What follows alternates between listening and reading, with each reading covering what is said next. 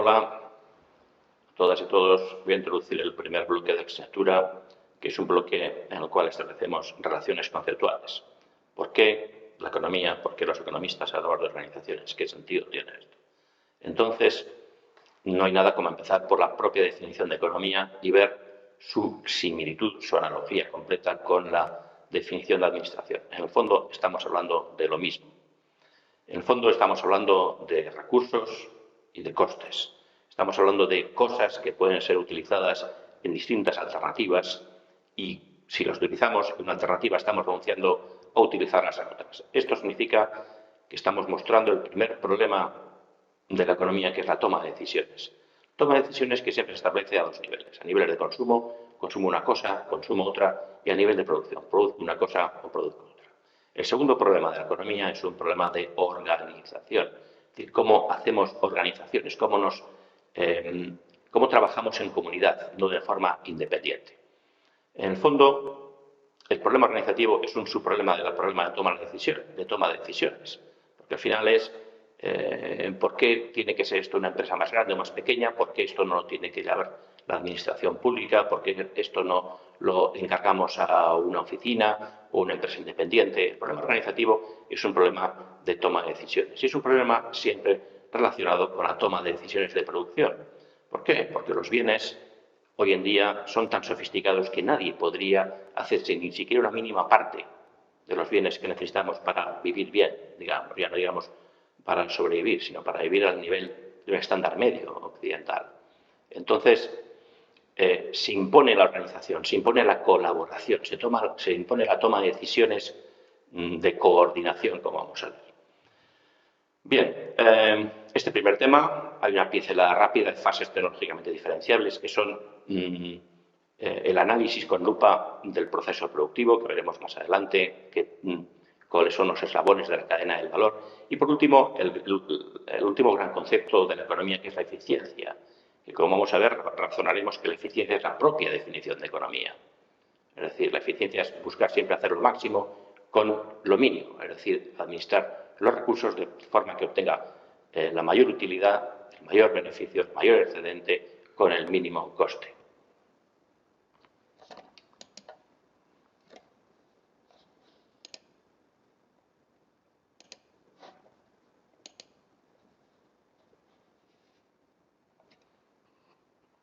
El segundo tema, elementos de las organizaciones.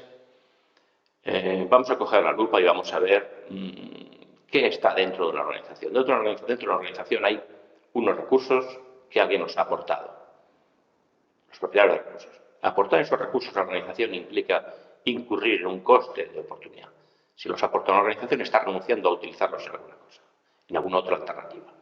Por ese coste de renuncia implica que tenemos que compensarle la retribución. Hay que satisfacerle la carencia de la utilización de ese recurso. Bien, y esos recursos se llevan a una organización que vamos a definir de una forma matemática muy simple como función de producción. Esta función de producción tiene una serie de características, de las cuales la más importante es la complementariedad, que es la razón de ser de las organizaciones. Los recursos se complementan de forma positiva, también se pueden complementar de forma negativa. La cuestión es que se complementen de forma positiva. Cuando se complementan de forma positiva, se cumple lo que denominamos la condición necesaria para que existan organizaciones. La condición necesaria para que existan organizaciones es que se genere valor. Cuando la complementariedad es positiva, están produciendo los recursos más que el coste de oportunidad en que incurrimos por ponerlos en la organización. Condición necesaria, generación de valor. Condición suficiente. Condición suficiente hace alusión a qué fuerzas mueven a las personas a formar parte de las organizaciones. La condición suficiente fundamental es la condición de participación. Yo, en un contexto de libertad, como vamos a ver en breve, tengo que salir beneficiado de la organización, si no, no me interesa. Aquí estamos apuntando los dos grandes problemas de las organizaciones, problema de coordinación y problema de motivación. Ese problema de motivación está relacionado directamente con la función de utilidad, que antes deliberadamente me he saltado en comentar. La utilidad es una función intrínsecamente personal, individual de cada individuo, de cada ser humano, que nos guía en la toma de decisiones de forma que hacemos siempre lo que nos es más conveniente desde un punto de vista individual. Veremos mucho más adelante en la asignatura que no todo es un egoísmo absoluto y no todo es individualismo, por supuesto, pero todo esto está modelizado y analizado por la economía. El siguiente tema presenta problemas organizativos. ¿Qué problemas enfrentan todas las organizaciones? La alternativa a formar parte de una organización es montárselo cada uno por su cuenta, ser autónomo, ser individual, ser autárquico a nivel de un país.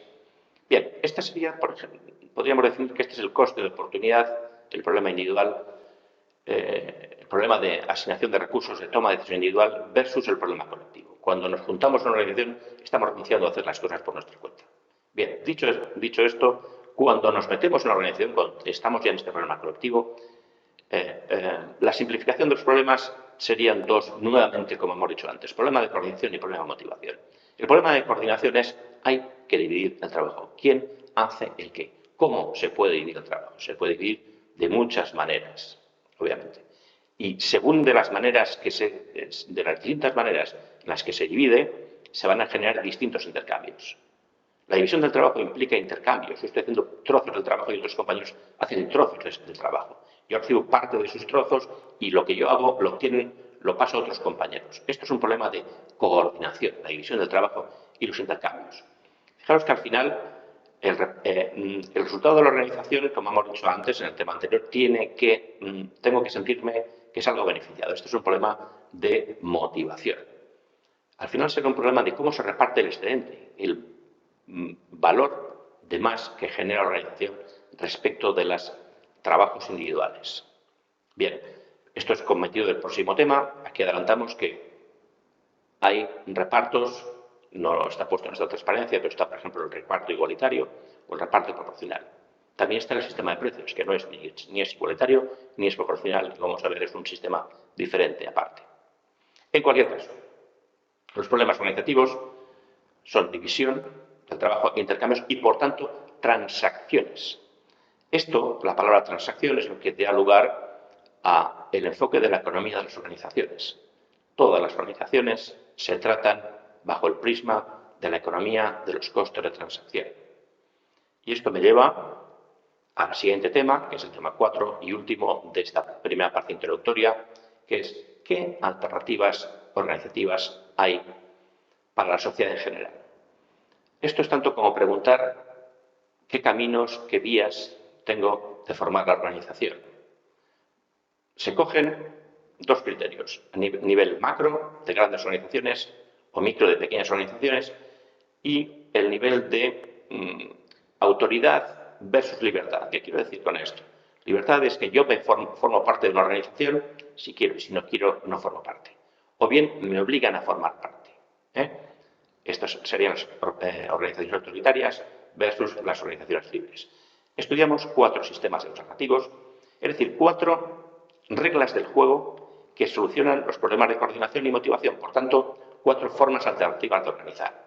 Vamos a ver las ventajas e inconvenientes relativas de cada uno de ellos. El mercado, que es la mano invisible, que es la mano que guía ver a través de los precios las decisiones tanto de consumo como de producción. Recordad que en el tema 2 decíamos que la economía tiene problema de toma de decisiones de consumo y de producción. Bueno, los precios orientan a los individuos acerca de qué deberían hacer, qué podrían hacer, qué quieren hacer, qué les resultaría más interesante hacer, del punto de vista de producción y del punto de vista de consumo.